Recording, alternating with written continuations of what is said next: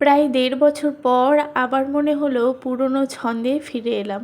১.৫ বছর আগে যেমন মাঝে মধ্যেই সময় পেলে এদিক ওদিক ঘুরতে বেরিয়ে পড়তাম, আজ ঠিক সেই রকমই আমরা সবাই মিলে আগের মতন ঘুরতে বেরিয়ে পড়েছি। তবে এখন অবশ্য প্রতিদিনই বাড়ি থেকে বেরোতে হয় মেয়েকে ডান্স ক্লাসে দেওয়ার জন্য। তবে ওই ডান্স ক্লাস পর্যন্তই, এদিক ওদিক আগের মতন আর একদমই ঘোরা হতো না। কিন্তু কাল এত গরম পড়েছিল, তার উপরে ঘরে লাইটও চলে গিয়েছিল, তো সেই জন্য ঘরে থাকতে একদমই মন চাইছিল না।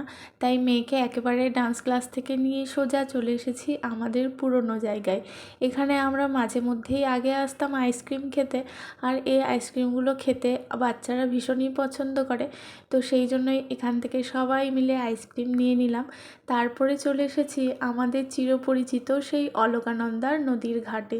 মানে ঘাটে ঠিক নয়, এখানে উপর থেকেই নিচে নদীটা দেখা যায়, আর এখানে ছোট্ট মতো একটা পার্ক রয়েছে।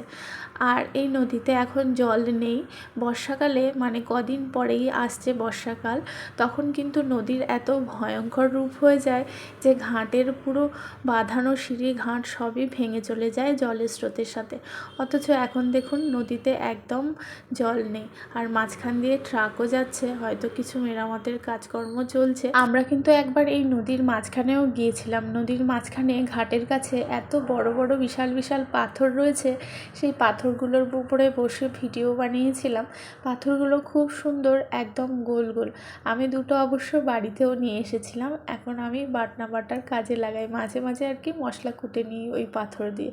তো বলেছিলাম না, নদীর এখানে পাশেই একটা ছোট্ট মতো পার্ক রয়েছে। এখানে প্রতিদিন বিকেলবেলায় বাচ্চারা আসে খেলতে, আশেপাশের অনেক লোকই চলে আসে এখানে ঘুরতে। তো আজকে আমরা প্রায় ১.৫ বছর পরে, ১.৫ বছর নয় তার থেকেও বেশি হবে হয়তো, বৃষ্টি হওয়ার আগে সোনামাকে নিয়ে এই পার্কে আসতাম, আর মিষ্টিকে নিয়ে আজ প্রথমবার এলাম। তবে বেশিক্ষণ একদমই থাকতে পারিনি, ৫ মিনিট মতো ছিলাম পার্কে। চারিদিকটা একটু ঘুরে দেখে আবার ফিরে চলেছি বাড়ির দিকে, কারণ সন্ধ্যাও হবে হবে করছে, আর মিষ্টিরও ভীষণ ঘুম পেয়ে গেছে, আবার বাড়ির দিকে যাচ্ছে। আর এখানেই পরে একটা জৈন মন্দির, এই মন্দিরে আগে একদিন ঘুরতে গিয়েছিলাম, আবার অন্য কোনো দিন যাব।